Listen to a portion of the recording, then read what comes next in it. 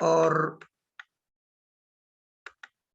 इसी तरह उसके बाद हमने मीट्रिक स्पेस के बाद हमने नॉर्म्ड स्पेस को डिफाइन किया, और नॉर्म्ड स्पेस जो थी ये थी, एक नॉर्म्ड जो होता है ये जनरलाइजेशन होता है लेंथ की, लेंथ ऑफ वेक्टर्स। दूसरे लफ्जों में जो मैग्नीट्यूड होता है, लेंथ कह दें या वेक्टर्स के जो मैग्नीट्यूड है उनके हवाले से ये उसकी जनरलाइजेशन थी। अभी हम आ गए इनर प्रोडक्ट स्पेस की तरफ। जी, इनर प्रोडक्ट स्पेस जो होता है, इनर प्रोडक्ट की बात हम करते हैं। इनर प्रोडक्ट जो है ये जनरलाइजेशन है डॉट प्रोडक्ट। जो हमने वेक्टर्स के दरमियान डॉट प्रोडक्ट के बारे में पढ़ा था, उसी की ये जनरलाइजेशन है।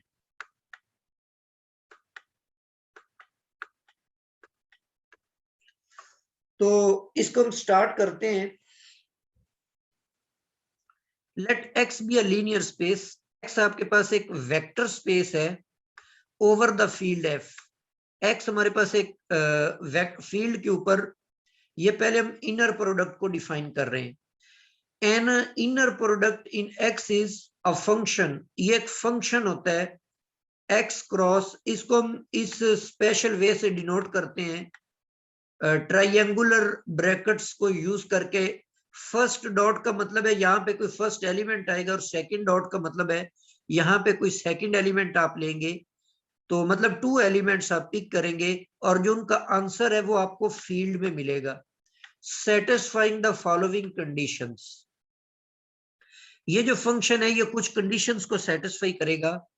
पहली कंडीशन आपके पास है कि किसी भी वेक्टर का अगर आप अपने आप के साथ उसका प्रोडक्ट ले लेते हैं तो वो आपके पास क्या आएगा, ग्रेटर और इक्वल टू 0।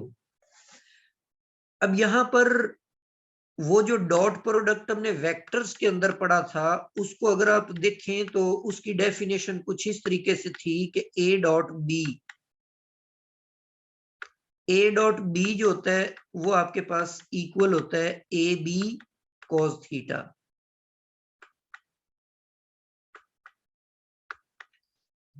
अब इसमें मान लेते हैं कि किसी वेक्टर का आप अपने आप के साथ प्रोडक्ट लेते हैं ए डॉट ए, तो जो वेक्टर्स का सेल्फ डॉट प्रोडक्ट होता है उसमें चूंकि एंगल 0 हो जाएगा और बी की जगह ए लिखेंगे तो ये ए स्क्वायर बन जाएगा।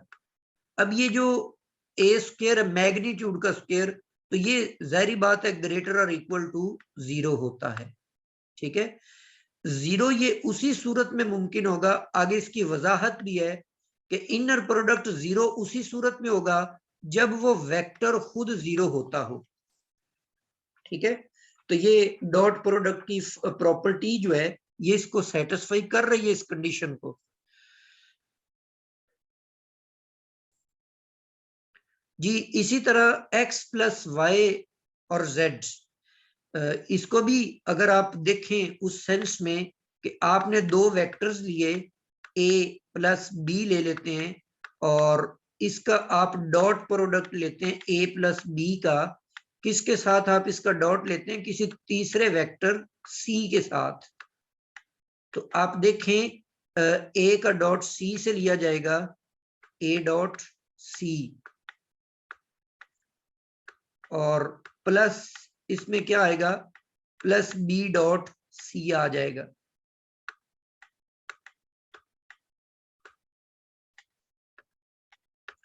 तो यही आपके पास सेकंड प्रॉपर्टी है कि x प्लस वाई का आप इनर प्रोडक्ट लेते हैं z के साथ, तो ये जो x का फिर z के साथ आएगा डॉट प्रोडक्ट, और प्लस y का आएगा z के साथ डॉट प्रोडक्ट। ठीक है, तो ये बिल्कुल वही जो आपने क्लासिकल वे में वेक्टर एनालिसिस के अंदर डॉट प्रोडक्ट को डिफाइन किया था, बिल्कुल उसी तरह की प्रॉपर्टी है। इसी तरह अगर किसी वेक्टर के साथ कोई स्केलर मल्टीप्लाई हो रहा हो, मसलन 2 ले लेते हैं आप, 2 और a डॉट, इसका डॉट प्रोडक्ट लेते हैं किसी वेक्टर b के साथ, तो 2 को आप बार ले लेते हैं, स्केलर होता है ये, और वेक्टर का आप डॉट लेते हैं बी के साथ। तो यही थर्ड प्रॉपर्टी इसकी है। थर्ड प्रॉपर्टी में हमने इसी तरह का एक रिजल्ट लिखा हुआ है कि आप क्या करते हैं, ए एक्स ये स्केलर मल्टीपल है, एक्स जो वेक्टर है, वेक्टर इस ए स्केलर है, और वाई के साथ आप इसका डॉट इनर प्रोडक्ट ले रहे हैं, तो ए जो है स्केलर इसको सेपरेट कर लेंगे और एक्स और वाई का आप इनर प्रोडक्ट लेंगे। अच्छा, यहाँ पर ये एक एक्स्ट्रा प्रॉपर्टी है जो आप वेक्टर एनालिसिस के अंदर तो इसको नहीं लेते, लेकिन यहाँ पर ये क्योंकि उसकी जनरलाइजेशन है तो जाहिर बात है जनरलाइजेशन के अंदर कुछ एक्स्ट्रा प्रॉपर्टीज होंगी। उसके अंदर ये क्यों नहीं आती उसकी मैं एक वजह आपको बता देता हूं अभी आगे चलकर। एक्स और वाई का जब आप इनर प्रोडक्ट लेते हैं तो ये आपके पास जो बार है ये कॉन्जुगेट को डिनोट करती है। तो एक्स वाई के इनर प्रोडक्ट का जो कॉन्जुगेट है वो वाई एक्स के इक्वल होता है। मतलब डॉट प्रोडक्ट का अगर आप कॉन्जुगेट लेंगे, इनर प्रोडक्ट का कॉन्जुगेट लेंगे तो जस्ट उनकी पोजीशन चेंज हो जाएगी। तो ये चीज ऑर्डिनरी के अंदर होल्ड नहीं करती, उसकी रीजन हम आगे चलकर देखते हैं। फर्दर आपके पास डेफिनेशन है इनर प्रोडक्ट स्पेस की, कि इनर प्रोडक्ट, ऊपर हमने ये जो 4 प्रॉपर्टीज लिखी हैं ये सारी की सारी इनर प्रोडक्ट की प्रॉपर्टीज हैं। अब इनर प्रोडक्ट स्पेस क्या होती है? N inner product space is a vector space, ये एक वेक्टर स्पेस होती है with N inner product.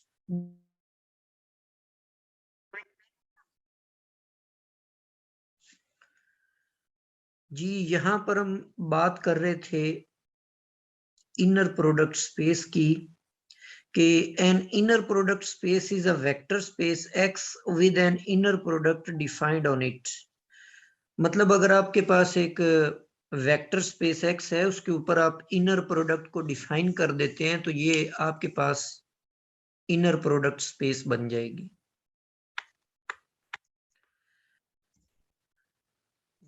Further कुछ रिजल्ट्स हैं ये जो आपने पीछे 4 प्रॉपर्टीज पढ़ी हैं उनसे आप कुछ और नतायज भी अखज कर सकते हैं, और ये बिल्कुल उसी से जो ऑर्डिनरी आपका रिजल्ट होता है होते हैं ये।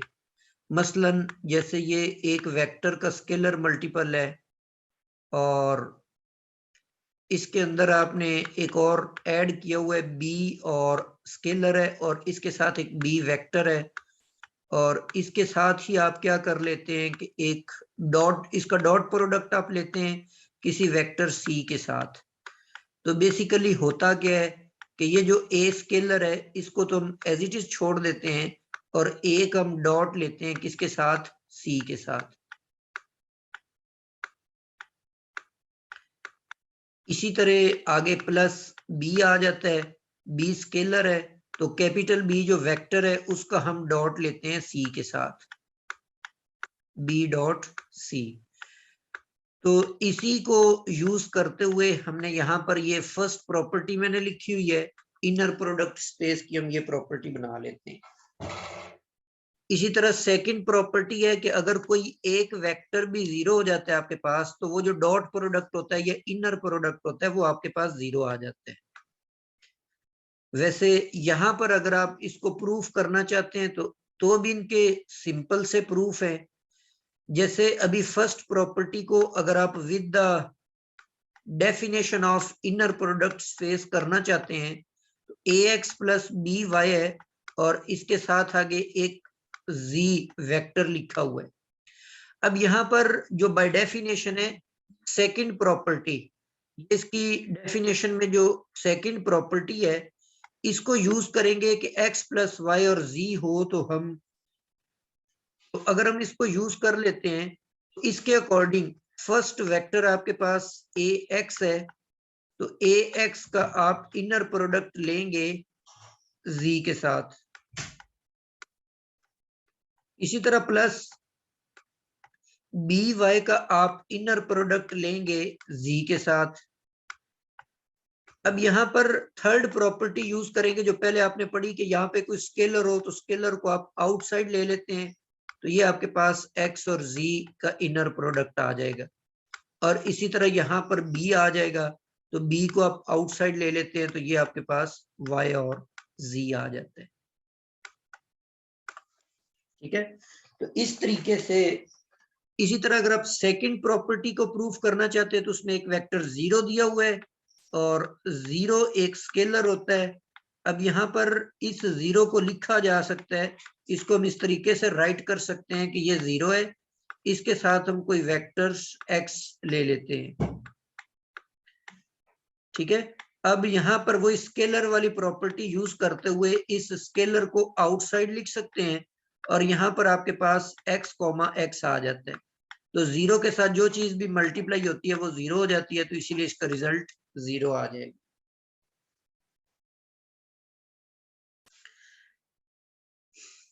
जी इसी तरह थर्ड प्रॉपर्टी है।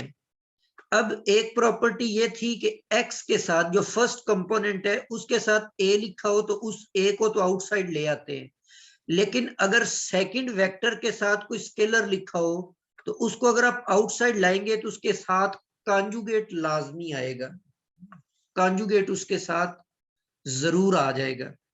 इसको भी आप इसी तरीके से प्रूफ कर सकते हैं।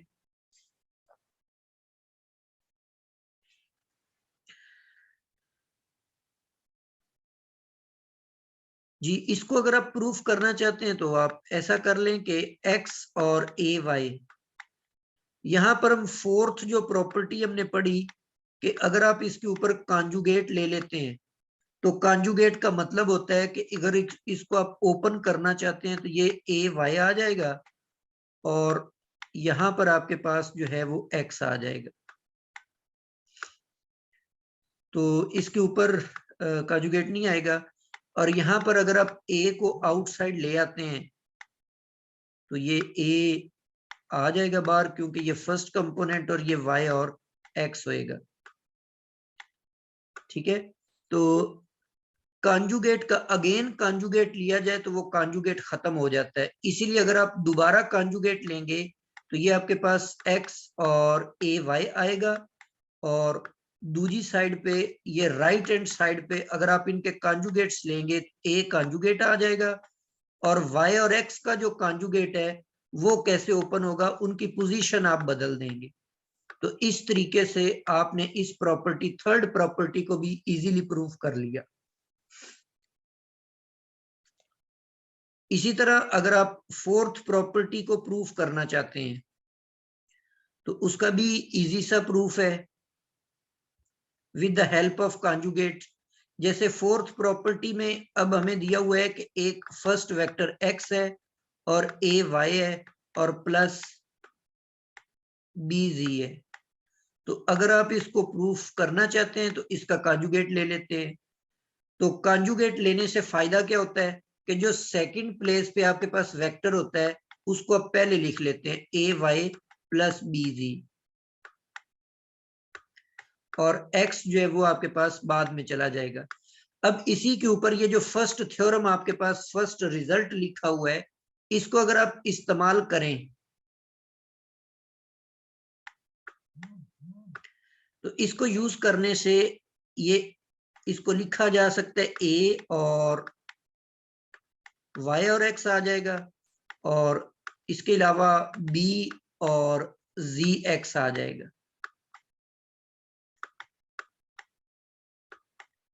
ठीक है, तो ये आपके पास x ए वाई और प्लस बी जी, ये हमने इसका जो कॉन्जुगेट है ये उसको ओपन किया है। अगर हम अगेन कॉन्जुगेट ले लेते हैं तो ये जो कॉन्जुगेट का कॉन्जुगेट होता है वो कैंसल आउट होकर तो ये आपके पास आ जाएगा x और ए वाई प्लस बी जी, ये कॉन्जुगेट डबल कॉन्जुगेट कैंसिल हो गए। इस तरफ आपको कॉन्जुगेट लेने पड़ेंगे। तो सम जो होता है ये कॉन्जुगेट वही है जो हम कॉम्प्लेक्स नंबर्स के अंदर इस्तेमाल करते हैं। तो उसके अंदर ये भी आपने रिजल्ट पढ़ा था कि z1 प्लस z2 को टू नंबर्स कॉम्प्लेक्स नंबर लिखे हुए हो तो उनका जो कॉन्जुगेट होता है वो हम सेपरेट कर सकते होते हैं। तो उसी प्रॉपर्टी को अगर आप यहाँ पर इस्तेमाल कर लेते हैं तो उसको यूज करने से ये आपके पास बन जाएंगे ए के ऊपर कॉन्जुगेट आ जाएगा और इधर वाई और एक्स का कॉन्जुगेट आएगा। इसको भी आप इसके ऊपर सेपरेट लिख लेते हैं और बी के ऊपर कॉन्जुगेट लिखेंगे और इसी तरह जी और एक्स के ऊपर बी कॉन्जुगेट आएगा। तो इनके अगर आप कॉन्जुगेट ओपन करेंगे तो उससे क्या होगा, जो इनकी पोजीशंस हैं वो चेंज हो जाएंगी। एक्स फर्स्ट प्लेस पे आ जाएगा और वाई सेकंड प्लेस पे चला जाएगा और इसी तरह सेकंड इनर प्रोडक्ट के अंदर भी एक्स जो है वो फर्स्ट प्लेस पे आ जाएगा और जी जो है वो सेकंड प्लेस पे चला जाएगा। तो ये देख लें आप, यही हमने प्रूफ करना था, ये हमने प्रूफ कर लिया इसको जी। इसी तरह फिफ्थ प्रॉपर्टी है कि if x is real inner product space. ये जो प्रीवियस डेफिनेशन दी हुई है इसमें मैंने फोर्थ प्रॉपर्टी के मुताबिक बताया कि एक्स वाई का कॉन्जुगेट जो है वो कैसे ओपन होता है। वाई को आप पहले लिख लें, एक्स को बाद में, मतलब इनकी पोजीशन को चेंज कर दें। कॉन्जुगेट का ये मतलब होता है इनर प्रोडक्ट के अंदर। और यहां पर आप देखें वो कहते हैं कि if x is a real inner product space, उस सूरत में बेसिकली ये जब हम वेक्टर्स के अंदर कम्यूटेटिव लॉ होल्ड करता होता है, ए डॉट बी जो होता है वो बी डॉट ए के इक्वल आ जाता है। लेकिन ये लॉ जो है इनर प्रोडक्ट, जो जनरल इनर प्रोडक्ट है उसमें होल्ड नहीं करता। तो ये बेसिकली फिफ्थ जो आपको प्रॉपर्टी बताई है कि रियल इनर प्रोडक्ट स्पेस, इसके अंदर यही होता है कि कॉन्जुगेट का कॉन्सेप्ट नहीं होता। तो एक्स वाई का जो इनर प्रोडक्ट है वो वाई एक्स के इनर प्रोडक्ट के बराबर होता है। इसीलिए हम ये जो वेक्टर्स वगैरह करते हैं इनके अंदर फिर हम ये कंसेप्ट जो है ये कॉन्जुगेट का नहीं करते, क्योंकि उसमें हम रियल जो फील्ड होती है उसको यूज कर रहे होते हैं। अच्छा, ये टाइम जो है ये खत्म होने वाले हमारे सेशन का, आपने उसी लिंक पर क्लिक करके इसको दोबारा से ज्वाइन कर लेना जी। फर्दर एक और रिजल्ट है कि X be an inner product space, X आपके पास एक इनर प्रोडक्ट स्पेस है, then it is also a norm space. मतलब दूसरे लफ्जों में ये बताया जा रहा है कि हर इनर प्रोडक्ट स्पेस जो होती है वो नॉर्म स्पेस भी होती है। और इसका जो नॉर्म है वो हम इस तरह से डिफाइन करते हैं कि टू एलिमेंट्स।